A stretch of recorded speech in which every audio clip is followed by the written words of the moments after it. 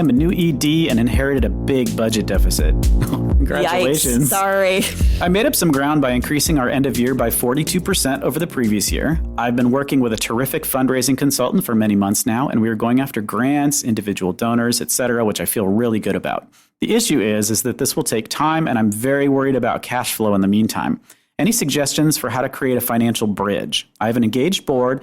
A boost of $50,000 to $75,000 would do the trick. Well, first of all, kudos to you for making up some ground because, it sounds like you're well on the way to getting there. So very cool.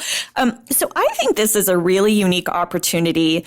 If you have some funders or longtime supporters who believe in you, and perhaps they even knew about your budget deficit or knew about some of your challenges, it's a great opportunity to share sort of how far you've come and how close you are to getting out of that deficit. So I think it's an opportunity to actually have them kind of be the hero, come in with their cape and save the day for you.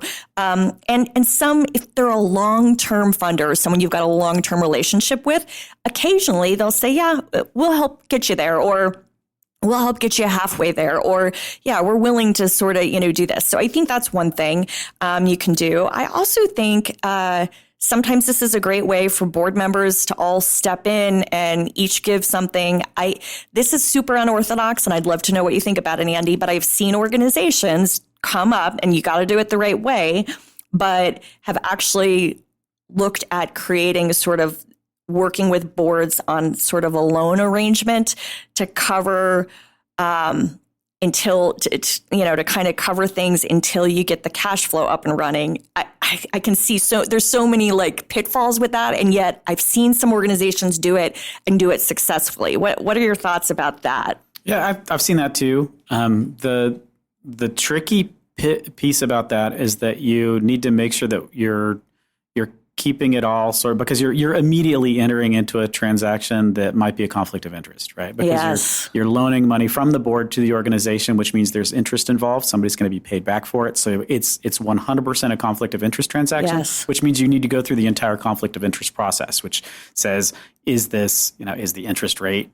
fair? Am I getting a deal from the board member, just to make sure, it needs to be voted on with that person not in the room. Like, you have to do all of that stuff to make sure that you're above board. So it's possible. It's just like, it's a little bit extra work. I think you're on the right track with a loan, though, because there are two ways that most organizations, even for-profit organizations, manage that kind of. If you need $50,000 to $75,000 to kind of get you through a period because you have cash flow challenges, you're looking at a line of credit from a bank. And if you've got a long-term relationship, or even not even a long-term relationship with a bank, they're willing to give you a line of credit that they need to look at a bunch of information, and you can't get it immediately. It's not like you can't just walk in and walk out with a check. Right. But they can give you, they can say, if you need between 50 and 75, we can give you a line of credit of up to $100,000, and you borrow against that. You end up paying interest on it, and you end up paying it back. But that's a lot of organizations have lines of credits with banks. So if they don't, they should. The other piece that you can look at, and you said reaching out to a long-term funding partner, is program-related investments. Yes. So sometimes they call them PRIs.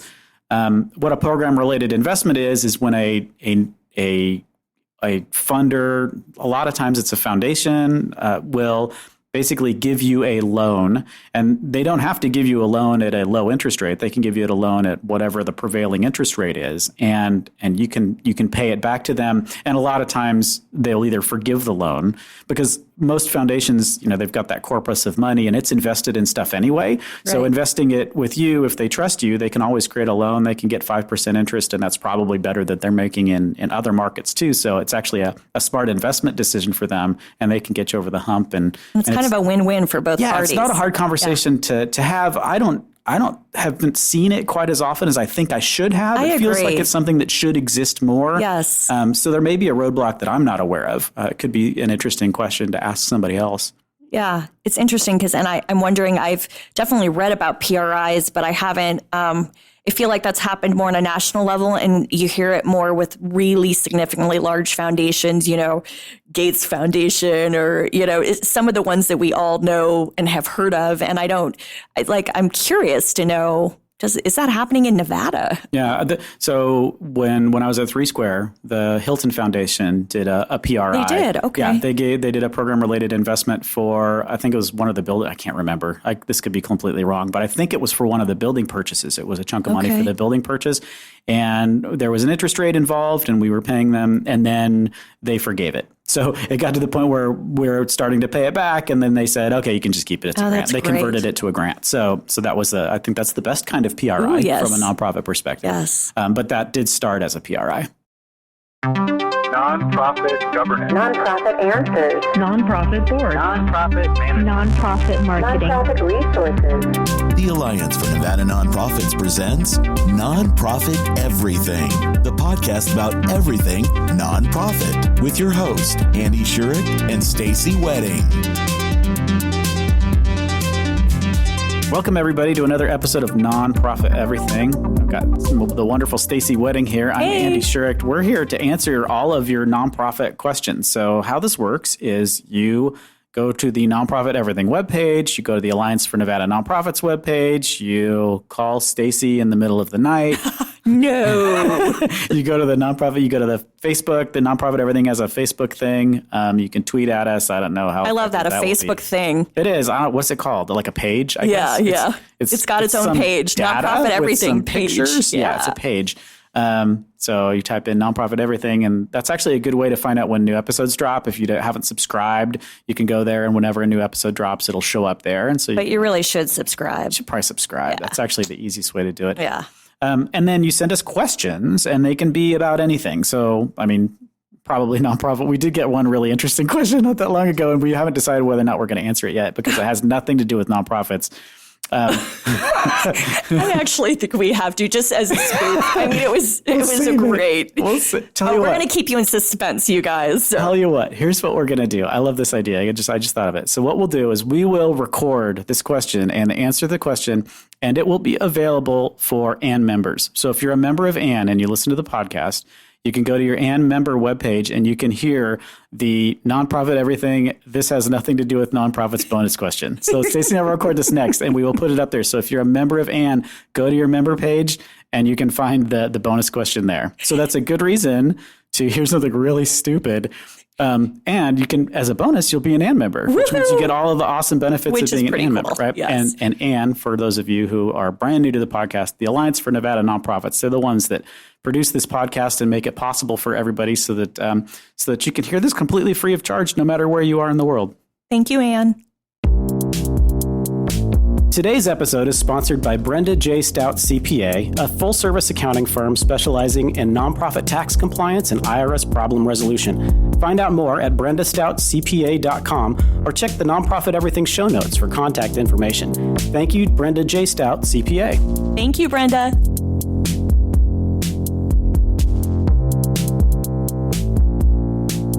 We have an employee who told their direct supervisor that they won't be with our organization much longer. When talking this through with my board chair, he thinks that can be considered a verbal resignation and we can go ahead and let this employee go instead of dragging things out.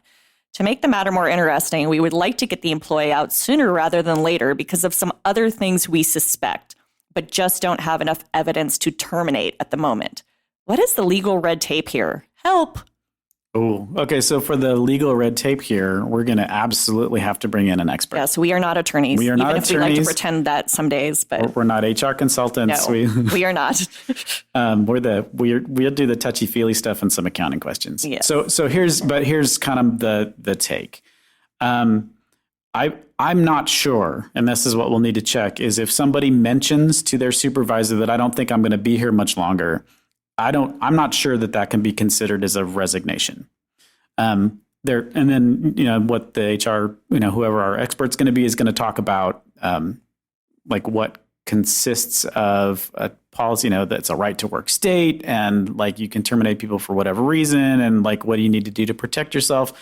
But here's kind of what I'm wondering about this question is like, what is the reporting relationship when an employee tells their supervisor something and all of a sudden the board chair has an opinion on whether or not somebody can be terminated? Yes. What I was wondering, I had the same question. And I also was reading this thinking, okay, so let's say the person who wrote this is an executive director. And, executive directors have the choice to bring in board chairs on topics as they choose, right? That feels like an area you don't want to get your board chair involved in. But yeah, I just kind of scratched my head thinking, what are the layers here within this organization? And was that sort of like any HR issue comes to the board chair? Because that's problematic as well, since that's really an operational issue. Yeah. So what I would recommend is get some expertise either on your board as a committee member or somebody that you can ask these questions to, that you can get a response and then use all of the information you have to be able to get an accurate response. So if your organization isn't quite big enough to be able to have like a professional HR person on staff, which is a very large number of nonprofits, talk to somebody who does this kind of thing, put them on retainer, or don't even put them on retainer. Just say, hey, what's it going to cost me if I just call you occasionally and ask you a couple of questions, just so that you can get actual professional legal help to make sure that you're not going to get in trouble for this kind of thing. Because dealing with an EEOC claim or some other kind of employment problem is going to cost you way more money and spend way more of your valuable time on nonsense than you necessarily need to deal with. So you can't prevent it all. No. You could do it the perfect way. Everything can be exactly right, and somebody's still going to get their feelings hurt because of the way they were treated. And then you're going to end up having to deal with it. But make sure that you're protected on the front end, and that's what I would probably counsel is make sure that you're getting you're getting all of the legal help and all of the HR help you can get before you get into this situation. I think from a risk management standpoint, it's a no-brainer. You have to. This is one of the biggest risks nonprofits face all the time, right? Anything to do with human beings and other human beings. Yeah. It's that's where you see the most lawsuits. That's where you see so many problems come up. So I think it's a super smart investment for organizations if they don't have that person on their board or on a committee or HR task force or something. I also think we'll hear from our expert, but these feel like two very separate issues to me. So you have one issue, and they probably need to be handled separately, right? You have one issue that's this kind of hey, I don't know how much longer I'm going to be at this organization, which also, is interesting because that also makes me think, is that employee trying to, is that this covert threat? Hey, you better, whatever, there's a lot tied up in that statement, which is interesting. But I also think there's a separate issue of, okay, you're suspecting some things from this employee. Those are two different situations, and it'll be interesting to hear what the expert says. So welcome back. Today we're excited to have a guest expert that we've had before, Mary Beth Hartleb. Mary Beth, thanks for joining us today. Thanks for having me. Of course. So Mary Beth, for those of you that don't know her, she is the principal of Prism HR Consulting, and she's been doing working in the human resources field for over 30 years, working for Fortune 500 companies, developing human resources departments for smaller entrepreneurial ventures. And she has a massive amount of experience in a whole bunch of different industries, including gaming, restaurant, association management, education, cannabis, telecommunication, retail, broadcasting, manufacturing, engineering, and what's important for us, nonprofits. So thanks for joining us today. Thank you. So here's the question we had, and it was super complicated, and we were like, we just need to go immediately to an expert. I don't even think we tried to tackle this one. So this was the question. We have an employee who told their direct supervisor that they won't be with our organization much longer. When talking this through with my board chair, he thinks that can be considered a verbal resignation and we can go ahead and let this employee go instead of dragging it out. To make matters more interesting, we'd like to get the employee out sooner rather than later because some other things we suspect, but we don't have enough evidence to terminate at the moment. What is the legal red tape here? Help. Help indeed. Help. Wow. Okay. There's a lot of different issues going on there, but the first thing I want to express to your listeners is that there really isn't anything that exists along the lines of a verbal resignation. And the reason why is if an employee just kind of makes an off-the-cuff comment like that, they could very well retract that statement or deny ever saying it. So as far as a best practice is concerned, when we are talking about resignations, I highly recommend that you get that in writing, signed by the employee, and also indicating what their last day will be. If they want to give a reason as to why they're resigning, that's fine, but that is not necessary. And the reason why we want to get this in writing, several reasons. One, as I said earlier, we don't want the employee to retract or deny having ever said it. We also need to have that support if that employee decides that they're going to file for unemployment or possibly allege any other discrimination charge or that they were forced to quit or anything along those lines. Those are all actions that can be taken by an employee or a former employee under the law. And so to protect yourself, you want to be very clear that all parties understand that this is a voluntary resignation. Some of my clients have even, we've put together form letters for this. So literally, if an employee comes to you and says that, you can hand them that form and you can say, please fill in the details and we'll accept that as your resignation. You don't even need the employee to compose their own letter for this. So that would be certainly my advice on that. The other thing to be aware of is that under Nevada law, and several other states have similar laws as well, all wages have to be paid with a voluntary resignation within 7 days or the next payroll date, whichever is sooner. And so you want to make sure that, again, you have a very clear understanding between all parties of what that final day is going to be and process payroll accordingly. In addition to that, I know that part of this question was, we'd rather have this person come in, leave sooner rather than later. And the suggestion I would have is call a meeting with that employee and have a witness in the room and just talk to them further about, well, you made this passing comment. What's going on? When's your last day? And get that again in writing from the employee, reach an agreement. And then what you can always do is you can buy out the employee's resignation.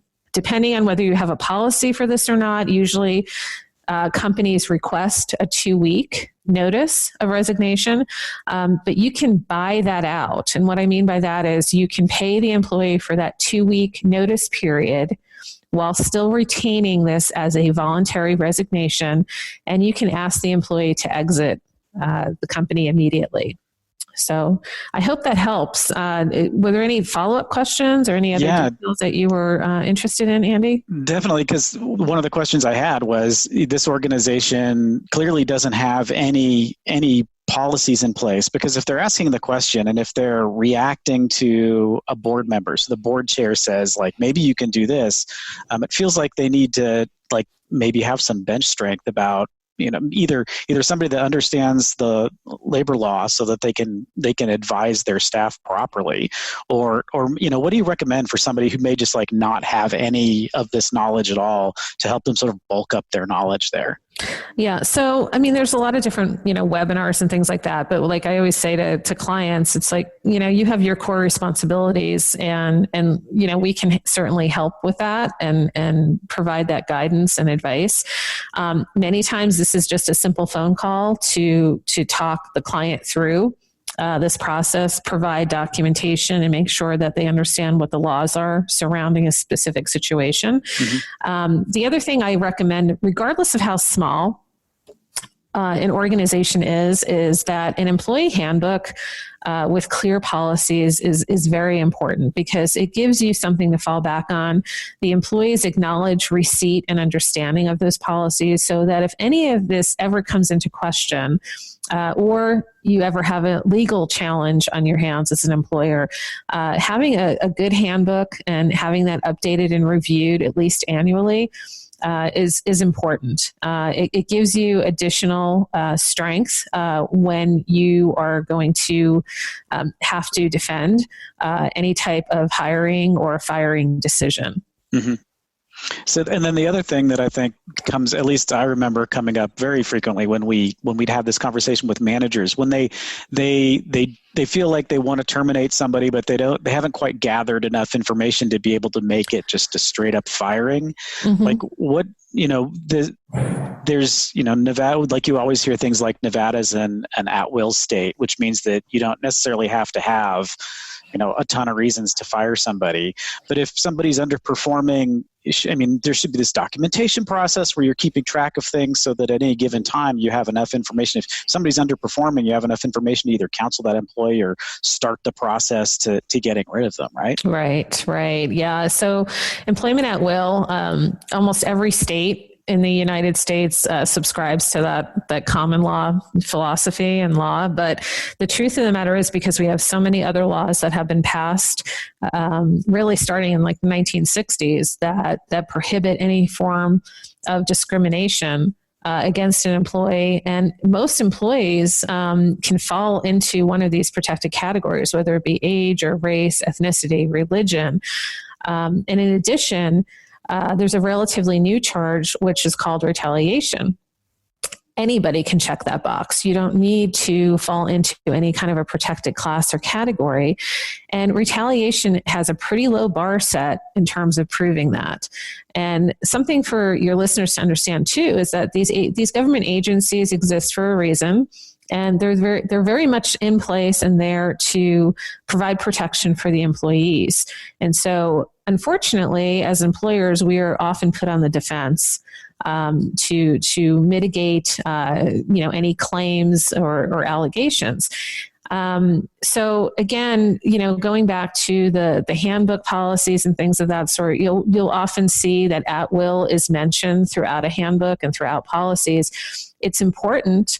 It still means something, but it's not a catch-all that is going to protect you from all the other laws that are out there, and again, against discrimination, harassment, retaliation, et cetera, that exist today.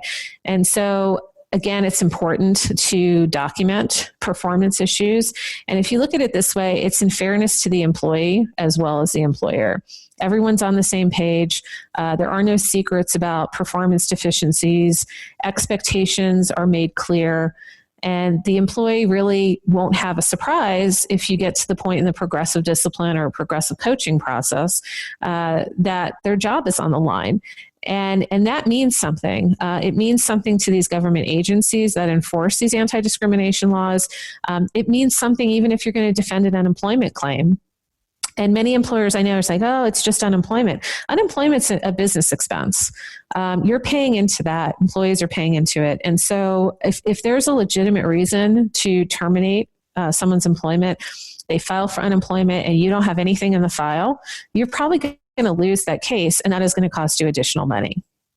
Right. And from a business perspective, the smartest thing to do is to hire good employees and keep them happy and not right? not ever get into these situations, right? Right. Yeah. We would all love that. Yeah. And it's interesting because it's hard not to look at it from one side or the other, but you're right. It needs to, you need to take the employee into consideration too. And you're right. Absolutely nobody likes to be surprised with, walking into an office and there's the HR person and the executive director and, oh, by the way, today's your last day. That's right. The worst thing ever. No one should ever be surprised when they're going to get fired. You should be well aware that you haven't met the expectations, and if you're not doing it that way, if the managers aren't doing it that way, you don't be surprised with the retaliation case. Right.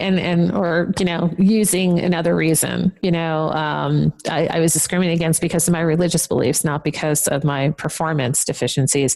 And then guess what? You have to prove and support the performance deficiencies. If you don't have anything in the file and you haven't been coaching and counseling this employee along the way, you're going to lose because you don't have any evidence or proof.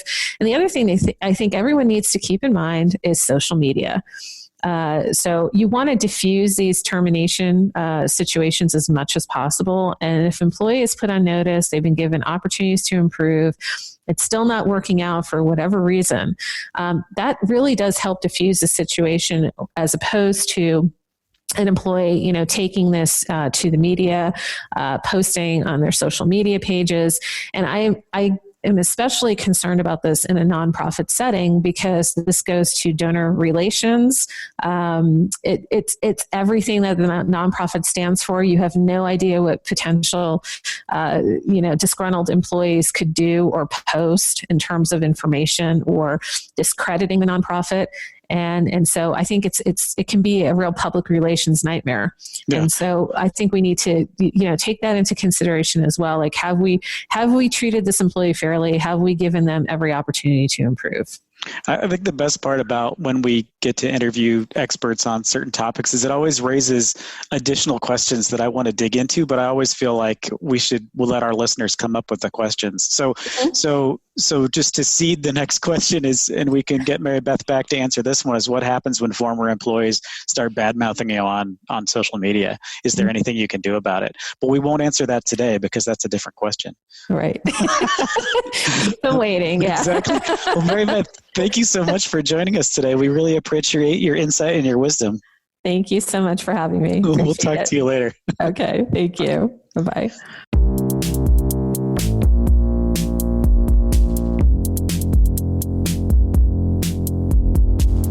Our organization is in the midst of a job search for a new executive director. We are a $2 million education-focused nonprofit and have a pretty simple, straightforward structure. Our board is debating over whether to title this position Executive Director versus CEO. What do you think is the most appropriate for our size? So I think not knowing a lot about your organization, right, other than what you've shared, it sounds to me like executive director would probably still be appropriate because we're not talking about a super complex structured organization. I don't know how many staff there are. And it sounds like you're not a huge organization by any stretch of the imagination. But I want to counter that with there's a debate in the field about the title CEO lends itself more to credibility in the community, to being able to open doors, because executive director is very much sort of a nonprofit title and has historically been. CEO has more of the business corporate connotation. Nonprofits are moving more toward how do we operate, in business savvy ways and we are corporations. And so how do we So the CEO title, lot will argue, opens more doors. And so I guess you have to have that debate. I personally think that I don't get hung up on titles. So to be honest with you, I don't really, I have a hard time with the question because I think you're the lead of the organization, whatever you want to call yourself. But I do think when there is a complexity level with the organization or it gets to a certain size, it really it lends itself to the CEO title more. And candidly, CEOs expect more, like a CEO position in general demands more money than an executive director position when you look at the field and the industry. So you also have to be prepared, right? And then you also have to think about is there a whole C-suite of people underneath you? Then is it a CFO, a COO, right? A CDO for chief development officers. So what is that like fallout for the entire organization if you go the route of CEO? So I don't know if I answered that direct. I mean, I guess my answer would be, I think it's fine right now to be to call it executive director, but what are your thoughts? I think you said all of the things that I was going to say. Oh, sorry. No, that's great. The only thing I would add is that it's a good thing to sort of save for the salary negotiation is to say, like, also we don't really care what the title is. Like, so, would you like the title to be CEO? And that could be something that actually, I mean, in general, you're right. The CEO title would probably be, if we were to do a survey, people named CEO get more money than people named executive director on average. I think you're right. That has a lot to do with the size of the organization, but you could also go the other way with that too, is as you're going through your salary negotiation with this person, like just call it the executive director. And then when you get to the point where they're, saying you need a little bit more money, you can sweeten the pot with why don't we call it the CEO instead of the executive director? Because that may be more attractive to the candidate. So that's the only thing that I would add, but I agree with absolutely everything else you said, especially with the only other piece of it is you mentioned like adding other C-level officers. So you have a CFO, a CDO, and yeah, we'd love to hear from people that are in this position too. Like, as a fundraising professional, are you more likely to take a chief development officer position, or are you more likely to take a whatever the other title would be, right, like director of fundraising, yes, or whatever. Yeah. So like which one of those things is going to be more attractive to you as a candidate? What do you think, Andy? Here's another question sort of that ties into this. If you're a funder or you're a donor and you see an org chart that shows CEO versus executive director, does that influence the way you think about the organization at all? It depends. I mean, the organization can't change its size based on the title of the executive, right? So a tiny organization where the person that's in charge of it is the CEO, and there's like no other staff. There's like one person. Like you kind of want to laugh, right? I mean, not to be, but yeah, that can have the opposite effect of, and I don't know that like a giant organization where the head person is called the executive director. I don't know that would ever make me think that they were less. It would seem sort of like quaint, like it's like old school. Yeah, it is kind of old school, right? But I don't know that I'm the best person to ask either, right? I'm not a. Well, I had, it's interesting. There's an organization, a nonprofit that had mentioned a question like this to me recently, and they actually did sort of a little bit of informal survey work with some donors and said, "Tell me about this org structure." And the donors actually asked questions like, "So how large is the organization?" And and the donors said, "Well, all I keep thinking when I see this is dollar signs for salaries when I see all these C-suite employees." And that was the donors' sort of immediate sort of gut check, like, and is that organization even complex or large enough to warrant that? So it was fascinating because they're still having that debate as that organization. And I think a lot of groups are starting to struggle with this because over the last even 10, 20 years, it's really shifted. I mean, you think about it, 20 years ago, even 10 years ago, this really wasn't a topic. And now it's a topic out there. Like, is it an ED or is it a CEO? Yeah. And you're right. It goes back to sort of like the corporatization of nonprofits is that the language has changed. It's becoming more typical for you to use pretty much all 100%, typical business language on stuff and less nonprofit specific language. Yeah. And to go back to the funder that's concerned that because you have a CEO and a CDO and a CFO that your organization is like profligate. What's your problem? Like, so you'd rather have underpaid people that don't know what they're doing, or would you rather have good people? That's a whole other debate that you and I get in, or not even debate, but we get on it's our. Not a debate. It's not a debate. It's just a visceral, angry reaction. Like, okay, you're right. Like, we'll just call everybody volunteer. You're the lead volunteer.